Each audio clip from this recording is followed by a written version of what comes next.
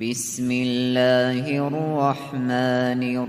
الرحيم تبت يدا أبي لهب وتب ما أغنى عنه ماله وما كسب سيصلى نارا ذات لهب وامرأته حمالة الحطب في جيدها حبل من مسد